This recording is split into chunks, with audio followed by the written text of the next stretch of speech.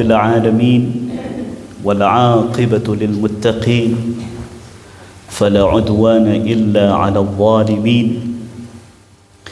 الحمد لله الذي هدانا لهذا الدين وأرسل إلينا رسولا المبعوث رحمة للعالمين اللهم صل وسلم على سيدنا محمد وعلى آله وأصحابه ومن تبعهم بإحسان إلى يوم الدين أما بعد معشر المسلمين والمسلمات رحمكم الله. Mari kita awali majlis kita di subuh hari kini dengan sama-sama membaca basmalah. Bismillahirrahmanirrahim. Allahumma bika asbahna wa bika amsayna wa bika nahya wa bika namut wa ilaika an-nushur. Asbahna ala fitratil Islam wa ala kalimatil ikhlas wa ala dini nabiyyina Muhammadin صلى الله عليه وسلم وعلى ملة أبينا إبراهيم حنيفا وما كان من المشركين رب اشرح لي صدري ويسر لي أمري واحلل عقدة من لساني يفقه قولي آمين يا رب العالمين. معاشر المسلمين والمسلمات رحمكم الله. Bapa-bapa dan ibu-ibu yang kami muliakan, kita lanjutkan bahasan kitab Riyadhus Shalihin, taman orang-orang saleh. Jadi Riyadhus Shalihin itu Bapak Ibu artinya taman-tamannya orang saleh. Artinya sejatinya ketika seorang muslim mengkaji kitabku, layaknya seperti berada di taman-taman yang indah. Nyo nikmati. Kenapa? Kerana di dalam kitabku menggambarkan betapa indahnya ajaran-ajaran Islam. Dan ketika apa yang ada di dalam kitabku berusaha dipahami dan diamalkan dengan baik, maka tidak hanya sekadar Riyadhus Shalihin, tetapi insya-Allah Riyadhul Jannah, sampai ke taman-taman surga nanti. Amin ya rabbal alamin. Kitabul Libas, kitab atau pembahasan tentang pakaian.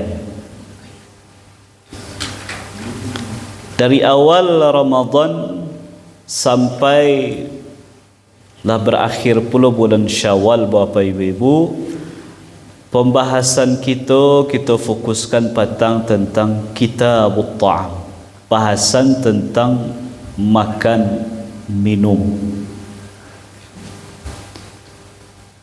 Nah kini dilanjutkan dengan pembahasan yang juga merupakan kebutuhan pokok awak,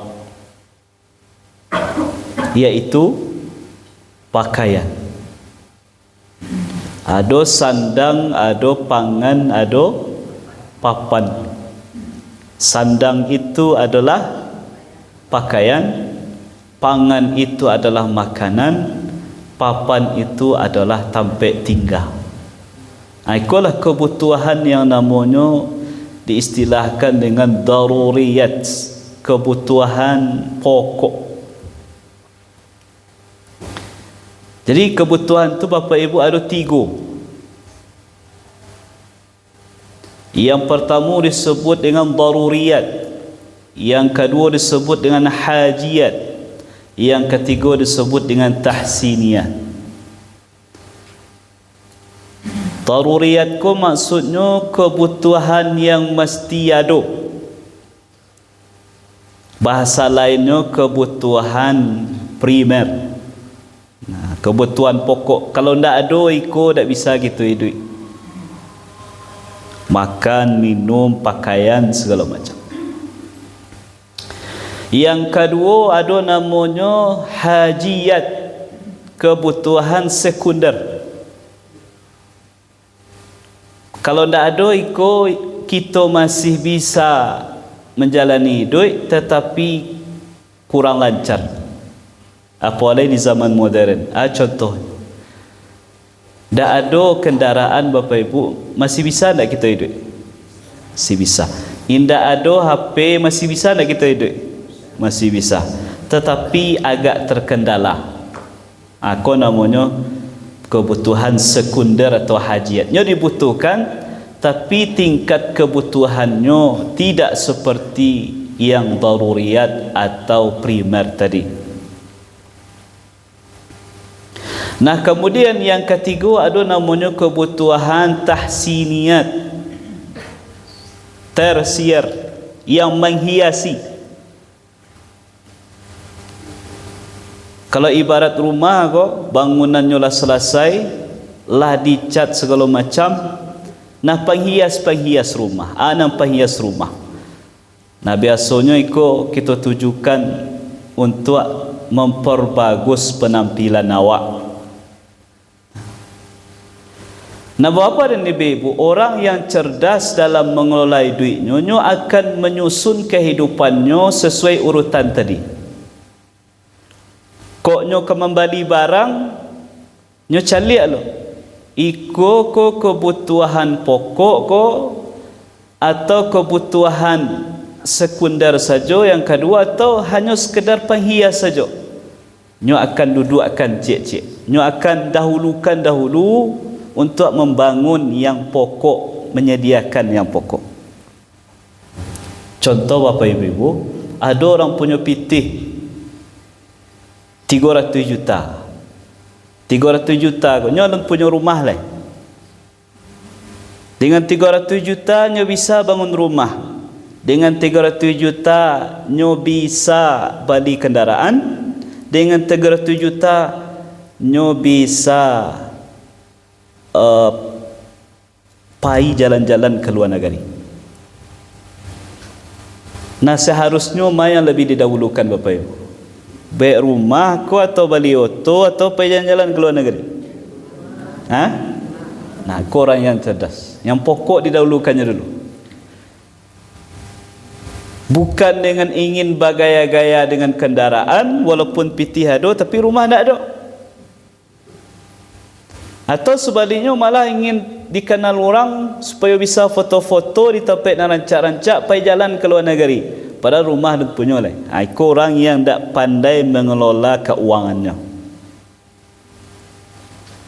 Nah artinya Bapak Ibu, balik kita ke pembahasan awak. Imam Nawawi sengaja menyusun yang pokok-pokok. Dari awal beliau susun dulu tentang makan dan minum, kemudian baru beliau bahas tentang pakaian. Kedua-duanya kebutuhan pokok awak.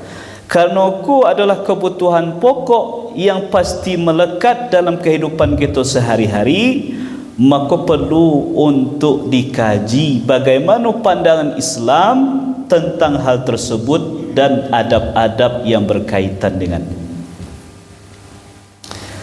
Nah, kita boleh bahas bab ke-107 balik. Nah, bab استحباب الثوب الأبيض وجواز الأحمر والأخضر والأصفر والأسود وجوازه من قطن وكتان والشعر والصوف وغيرها إلا الحرير. Bab dianjurkan berpakaian yang berwarna putih dan boleh memakai pakaian berwarna merah, hijau, kuning dan hitam. Dan boleh bahannya dari kapas yang halus, kapas yang kasar, dari bulu-bulu domba dan bahan-bahan yang lain kecuali sutra. Jadi Bapak Ibu, Imam Nawawi menguraikan pemahaman dari hadis yang akan dibahas.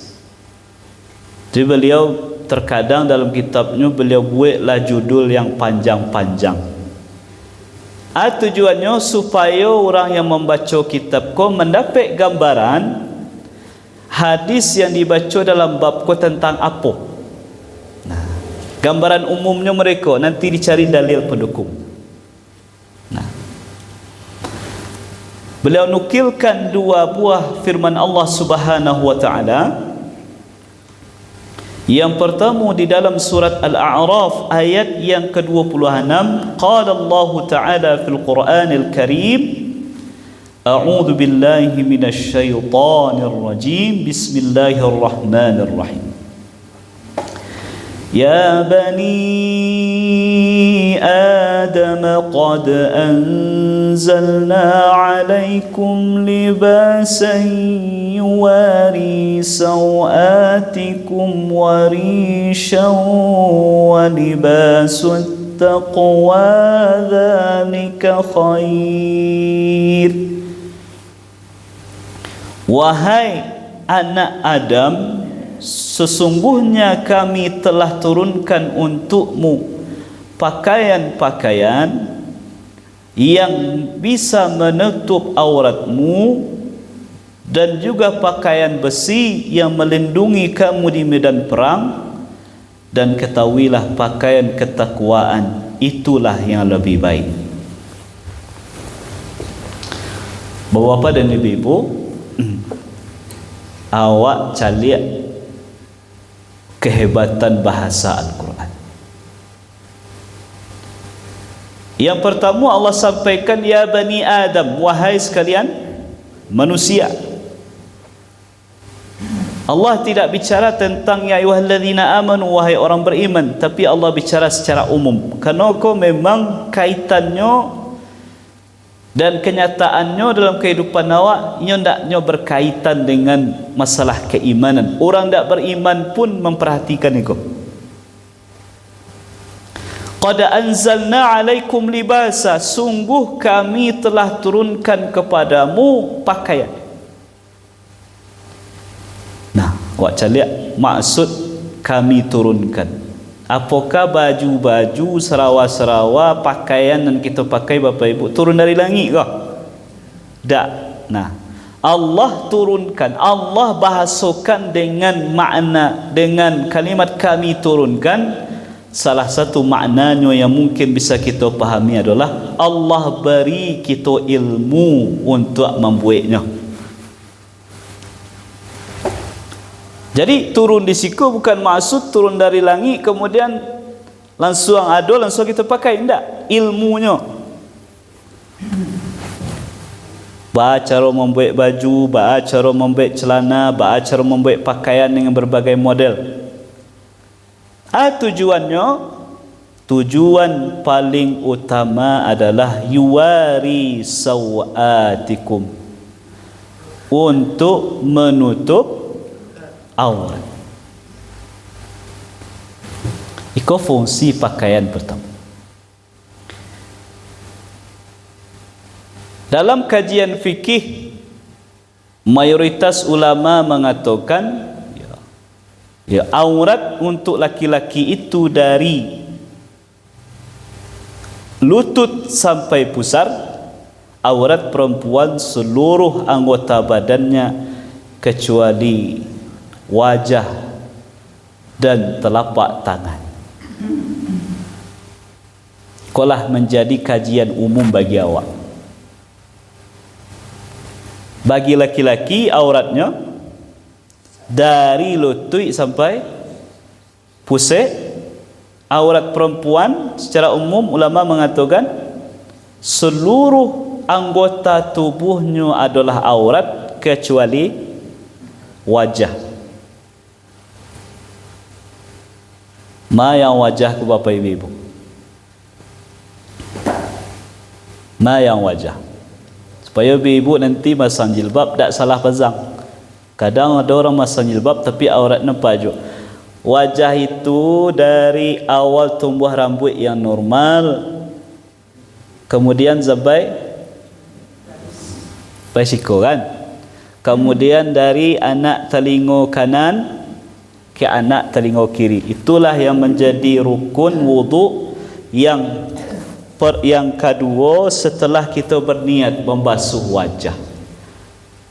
Jadi yang wajib kita basuh ketika berwuduk, bagi ibu-ibu itu yang wajib pula, yang itu yang boleh untuk dibuka.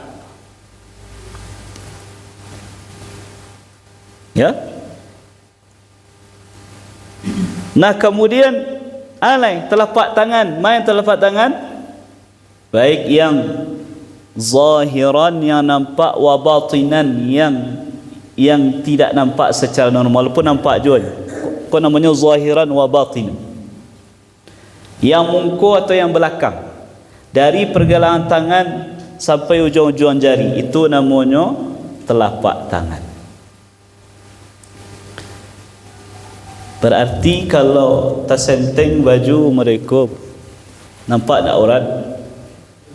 Faham. Makanya sebagian orang ada untuk kehati-hatian yang pakailah namanya tu manset. Ya. Supaya terjaga yang dari pergelangan tangan gua sampai kemari. Nah yang anehnya kadang malah ada orangnya lagi pakai jilbab tapi baju panjangnya menangguang sampai mereka serba. Padahal itu adalah aurat.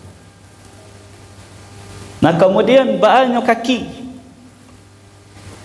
Ibu ke Surabaya lagi berkaus kaki. Ke sawah apa kaus kaki? Apa tu? Nah, maka adalah karena sesuatu yang cukup sulit untuk memakai taruh kaus kaki ke keluar rumah, maka adalah kalau boleh kita ambil keringanan dari pendapatnya Imam Abu Hanifah radhiyallahu an, bahawa perempuan boleh membuka kakinya dari mata kaki ke bawah. Tetapi secara umum kalau mayoritas ulama mengatakan sampai ke kaki di bawah pun itu aurat. Tapi kau ambil je keringanan, bolehlah, silahkan. Kok susah bana makai kaus kaki tiok sebentar, pai kama-kama kabalai segala macam, maka ada keringanan dalam mazhab Abu Hanifah, boleh memperlihatkan mata kaki ke bawah, indak boleh lebih dari itu. Nah, lu nak mengkaji nanti lewat ibu-ibu yang menganggap wajah perempuan ko ya termasuk aurat. Kecuali matanya. Bahkan yang lebih daripada itu sadonya aurat. Sampai ke mata-mata nak nampak. Nah, itulah yang namanya dipakai burqah. Jadi dengan perbedaan-perbedaan ko, kita saling menghargai saja, jangan saling merendahkan, merasa paling elok atau malah merendahkan yang lain. Artinya kok ada kita mencaliak orang pakai cadar, oh berartinya memahami wajah sebagai aurat. Atau sebaliknya orang pakai cadar mencaliak ibu-ibu tak pakai cadar, jangan pula berprasangka buruk, jangan pula memburukkan, karena memang mayoritas ulama mengatakan wajah itu bukan aurat. Nah, yuwari sawatikum, ku tujuan menutup aurat, bukan membungkus aurat. Kau beda gua apa ibu menutup je membungkus. Yang menutup itu nyo tidak sekedar membungkus, nyo menghilangkan jejak-jejak aurat yang membentuk tubuh. Mohon maaf, ada perempuan pakai jilbab, pakai baju panjang, pakai celana panjang, tapi baju ketat, celana ketat, itu baru namanya membungkus aurat, belum menutup aurat yang sempurna. Makanya mari kita nasihatkan untuk diri kita, untuk keluarga awak yang masalah aurat ku, hati-hati. Apalagi ibu-ibu kadang tak sadar naik onda ya. Kau banyak nak perhatikan. Anak sekolah banyak kita perhatikan mereka. Naik onda, membonceng di belakang atau bawa onda sekalipun, kadang naik orok tu sampai ke bati. Tidak dijaga itu. Alun terfungsi lai pakaian sebagai fungsi yang pertama, sebagai penutup aurat sesuai dengan petunjuk syariat. Kemudian warisan itu baju besi. Kau khusus untuk orang pai parang. Kemudian walibasut taqwa dzalika khair, dan pakaian ketakwaan itulah yang lebih baik. Bapak Ibu, Allah Subhanahu wa taala bicara tentang 3 pakaian siko. Yang pertama pakaian sehari-hari yang kita pakai. Yang kedua pakaian yang dipakai khusus ketika berjihad di medan perang, melindungi diri. Yang ketiga kolah pakaian yang maknawi, iaitu pakaian ketakwaan.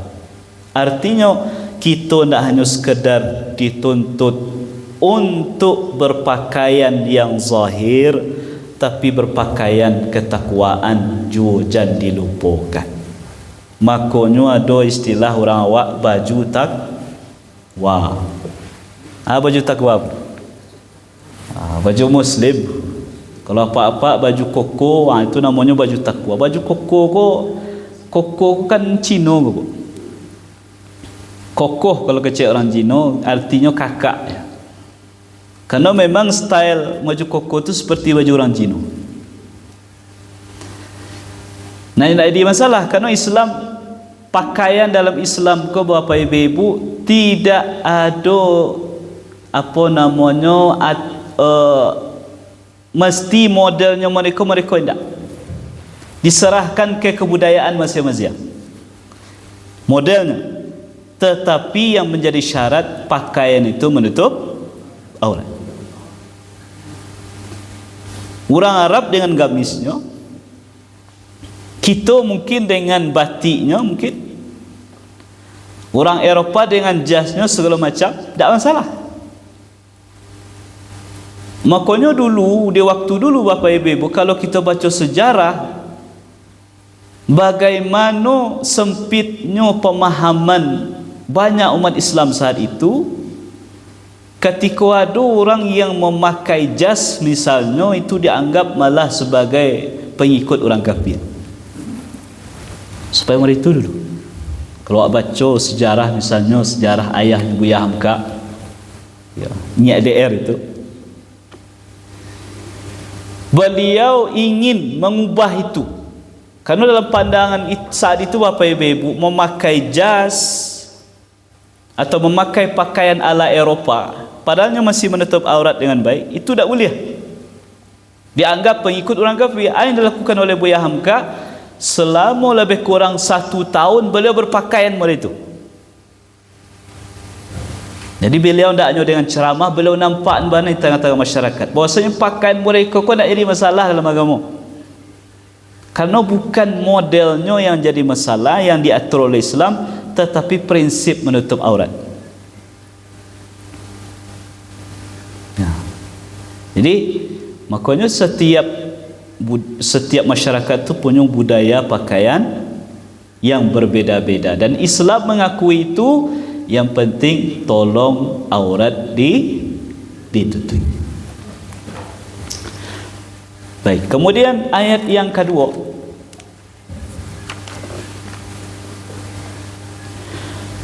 wa qala ta'ala wa ja'ala lakum sarabila taqikumul harra wa sarabila taqikum ba'sakum, dan dia jadikan untukmu pakaian-pakaian yang menjagamu dari panas dan pakaian-pakaian yang menjagamu dari hal yang membahayakan. Nah, menguatkan ayat tadi Bapak Ibu, fungsi pakaian tadi tidak hanya sekedar menutup aurat, tapi juga sebagai bentuk pelindungan diri untuk kita. Diturunkannya ilmu kepada awak sehingga kita bisa menyesuaikan pakaian ma yang cocok untuk musim iko, pakaian ma yang cocok untuk musim berikut. Kalau angin hari bahannya disesuaikan, yang agak tipis, yang menyerap keringat. Kalau dingin hari bahannya tabah, bahkan ada kita pakai jaket segala macam. Bahkan di daerah-daerah, di kondisi-kondisi wilayah yang tingkat dinginnya melebihi apa yang kita rasakan, indah hanya sekedar cukup jaket itu. Di awak bapak ibu, di malam hari paling cuaca kita tu 19 derajat, 18 derajat. Di awak di negari Pekan kalau kita cari misalnya di HP yang penunjuk cuaca itu 18 atau 17 derajat lah dingin dia awak. Nah coba bayangkan di negara yang di bawah 0 derajat,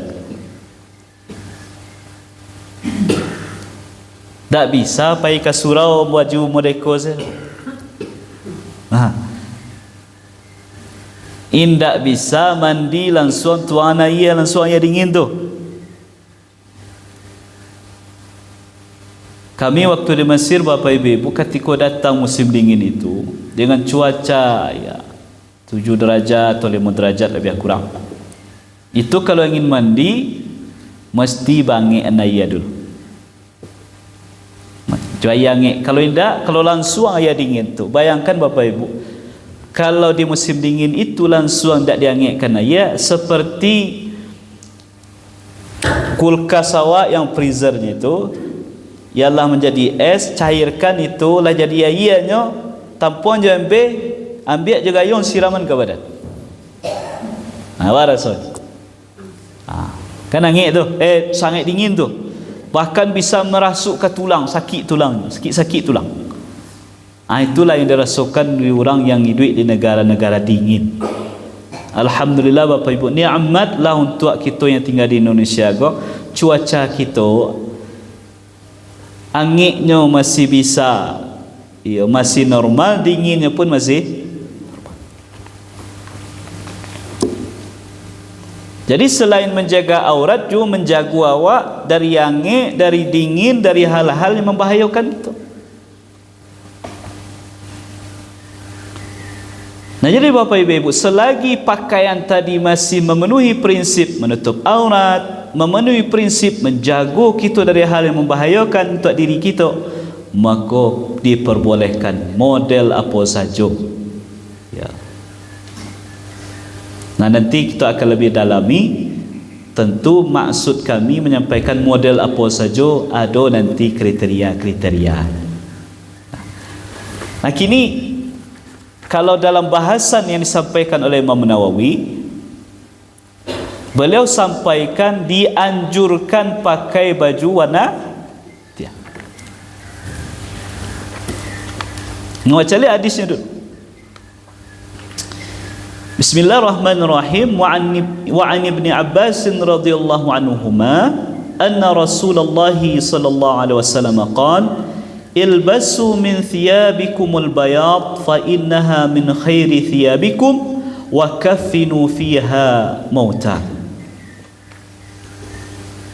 Dari Ibnu Abbas semoga Allah meridainya bahwasanya Rasulullah sallallahu alaihi wasallam bersabda, pakailah pakaian-pakaianmu yang berwarna putih, karena sesungguhnya dia adalah pakaian terbaik untukmu, dan kafanilah orang-orang yang mati di antara kamu dengan pakaian berwarna putih atau dengan kafan berwarna putih. Wa an Samurah radhiyallahu anhu qala qala Rasulullah sallallahu alaihi wasallam ilbasul bayad fa innaha athhar wa atyab wa kaffinu fiha mautakum.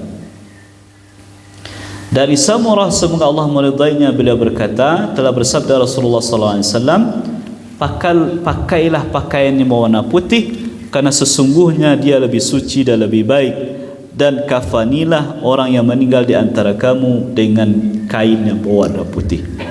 Diriwayatkan oleh An-Nasa'i, Al-Hakim dan beliau berkata hadis hasan sahih. Jadi Bapak Ibu, memang Nabi menganjurkan memakai baju.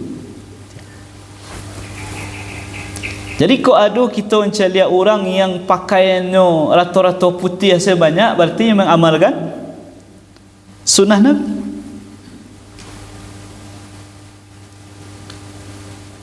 Dan memang itu kecek Nabi. Fa innaha min khairi thiyabikum, karena sesungguhnya pakaian putih itu adalah pakaian yang terbaik untuk. Konya ibu pakai mukena rata-rata warna. Kenapa? Dia bagi alasan oleh Nabi dalam hadis yang lain. Fa innaha atharu wa atyab, karena sesungguhnya pakaian warna putih itu lebih kelihatan suci, lebih kelihatan baik. Kalau pakai warna putih awak ado se nan kumuah sagite menempel di pakaian itu, nampak tak? Nampak. Kok ado najis yang menempel langsung nampak. Agak berbeza mungkin dengan warna yang lain. Maka tujuan dianjurkan memakai pakaian putih ko, tujuannya alasannya adalah atharu wa atyab. Nah, kemudian Nabi mengatakan kafani orang yang meninggal dengan kafan warna putih. Kalau menjadi hal yang pengetahuan umum bagi kita, bukan hal yang asing lain. Rasa-rasanya bo tak tahu, pernah ada Bapak Ibu mencari kapan warna hitam? Kan ada? Hah? Negara tak tahu. Rata-rata memang putih. Anu pernah awak mencari alai? Karena masih alhamdulillah kain kafan itu masih mudah untuk ditemukan. Tetapi sekali lagi Bapak Ibu, mengafani mayat dengan kain putih aku bukan kewajiban. Yang perlu diketahui secara fikihnya kah?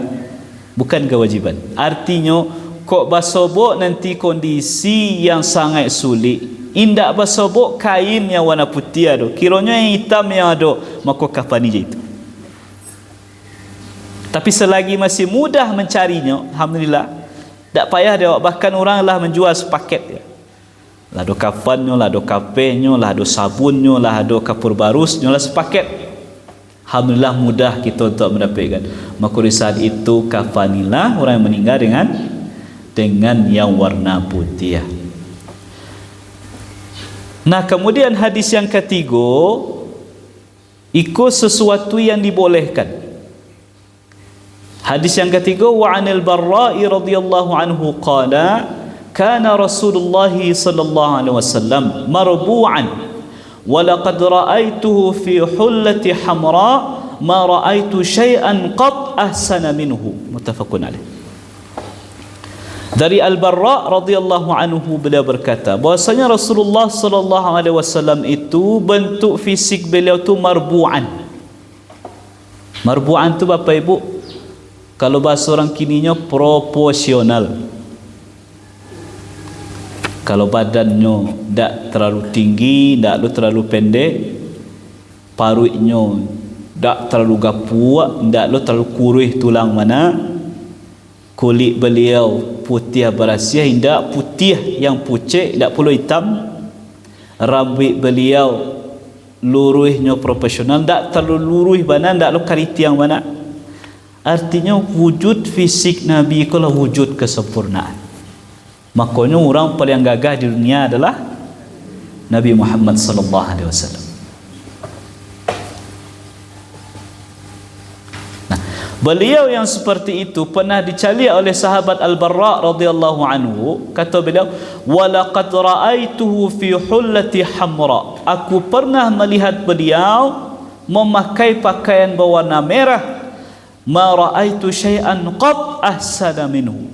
Aku belum pernah melihat sesuatu, bukan seseorang, sesuatu yang lebih indah dibandingkan dengan beliau. Aku kan namanya saksi mata yang mencaliak langsung. Indah ada yang lebih indah dibandingkan dengan Nabi itu sendiri. Luar biasanya bahasa Al-Bara' ke Bapak Ibu. Beliau tidak mengatakan saya belum pernah melihat orang, bukan. Tapi ma ra'aitu syai'an. Syai'an ko lebih umum, apapun yang pernah nyoca lihat. Alun pernah yang serancak Nabi golek ketika beliau waktu itu pakai baju merah. Artinya baju merah boleh atau tidak? Boleh. Walaupun nanti ada hadis yang melarang pakai baju merah. Dicubalah ulama menggabungkan. Bahawa ada satu sisi Nabi memakai baju merah, di sisi lain ada pula hadis Nabi yang melarang orang pakai baju merah. Oh, ternyata yang tak dibolehkan oleh Nabi pakai baju merah tu baju merah yo sabana merah, indak ada raginya. Merah polos. Nanti kita bahas ada khusus tentang itu. Pakot tak boleh. Tetapi kalau merahnya masih ada ragi, ibu-ibu pakai baju merah beralih ada tak ragi? Banyak raginya. Berarti itu boleh. Nah, Bapak dan Ibu rahimakumullah, 3 hadis dan 2 ayat kolah yang bisa kita kaji dalam sebuah hari ini. Kalau boleh kita ambil kesimpulan sementara adalah, iaitu pakaian itu adalah kebutuhan pokok kita, yang manusia tidak akan bisa hidup kecuali dengan adanya pakaian.